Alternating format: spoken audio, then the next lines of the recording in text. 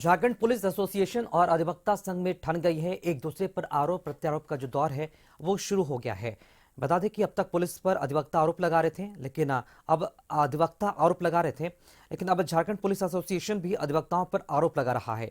महिला अधिवक्ता के साथ दुर्व्यवहार को लेकर यंग लॉयर्स एसोसिएशन ने दोषी पुलिसकर्मियों पर कड़ी कार्रवाई की मांग की है।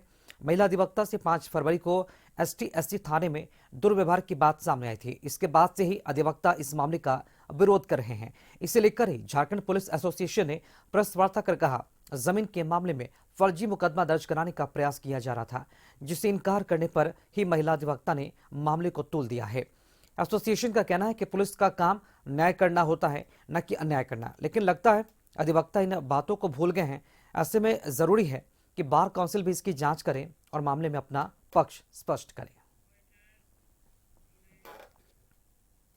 और उनकी पत्नी ने मेरे साथ दुर्व्यवहार किया, मुझे गाली गलौज किया, तो उसकी जांच सानी महेंद्र बाड़ा जी ने किया। तो जांच में ये चीज़ निकल कर आई कि उनका जो उम्र जो वो बता रही 30-35 साल, वो असल में 70-75 साल उनका उम्र है। पहला झूठ वहाँ निकल कर आता है। दूसरा जो झूठ निकल कर आया कि जो ज़मीन पर ये आवेदन पर दावा कर रही कि खेती बाड़ी करने गए थे, वहाँ कंस्ट्रक्शन का काम चल रहा है जो इसमें दिया हुआ है। और तीसरी बात कि उन्होंने फिर वो लास्ट में अपना स्वीकार किया कि हम लोग कभी उनसे मिले ही नहीं है। जब उनसे कोई इंटरेक्शंस है ही नहीं प्रमोद शाह जी के साथ, अनीता देवी जी के साथ, तो ये कैसे आरोप सही आप कह सकते हैं। इसी खबर पर अधिक जानकारी दे रहे हैं संवाददाता नैयर। रांची में पुलिस एसोसिएशन और अधिवक्ताओं के बीच ठन गई है। आरोप प्रत्यारोप का जो दौर है वो भी देखने को मिल रहा है। किस आधार पर ये आरोप लगाए जा रहे हैं? क्या इन दोनों का आरोप है और क्या लगता है ये मामला कितना अभी पेचीदा होता जा रहा है? जी बिल्कुल, हम कह सकते हैं कि पुलिस और अधिवक्ताओं में एक तरह से ठन गई है। मामला पूरी तरह से जमीन का है, जहां एक पक्ष ने जमीन विवाद को लेकर एसटी थाना में केस किया था। और लेकिन थाना में जब जांच शुरू की गई तो जांच के प्रथम जो चरण था उसी में ही पुलिस के द्वारा बताया गया कि जो इंफॉर्मेशन है गलत दी जा रही है।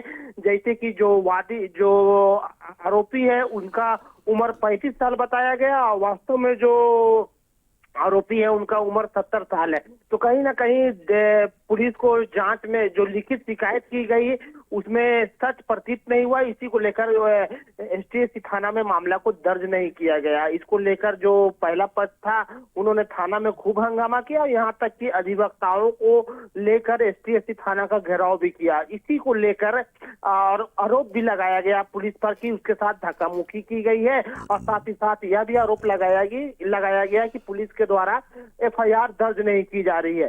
तो इसको लेकर आज जो है पुलिस एसोसिएशन ने खुद प्रेस कॉन्फ्रेंस कर इस बात को कहा कि ऐसी कोई बात नहीं है, जो एफआईआर कोई बनता ही नहीं है, क्योंकि जो बयान जो लिखा हुआ है पूरी तरह सरासर गलत है, जिसमें नाम भी गलत है, उम्र भी गलत है।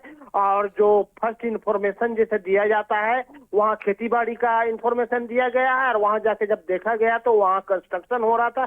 तो इस तरह की बातें सामने आने के बाद जो थानेदार है उन्होंने एफआईआर करने से मना कर दिया। इसको लेकर अधिवक्ताओं ने पूरी तरह से एसटी थाना को घेराव किया और कहा कि आप पहले एफआईआर कीजिए, कोर्ट कचहरी हम लोग देख लेंगे। तो इसको लेकर दोनों में तनातनी रहा और आज प्रेस कॉन्फ्रेंस कर सारी बातें पुलिस स्टेशन के अध्यक्ष के द्वारा बताया गया। अब देखने वाली बात होगी कि यह इंफॉर्मेशन पुलिस स्टेशन के द्वारा अधिवक्ताओं को दिया गया है कि जो जांच है वो पूरी हो गई है। और साथ ही साथ वरीय जो अधिवक्ता है उनसे अपील की गई है कि जो इस तरह के कृत्य में शामिल है उसे समझाए, क्योंकि जो विधि की जो शासन होती है वह यहाँ चल रही। मामला कब तक सुलझता है। बहुत शुक्रिया आपका खबर पर जानकारी के लिए।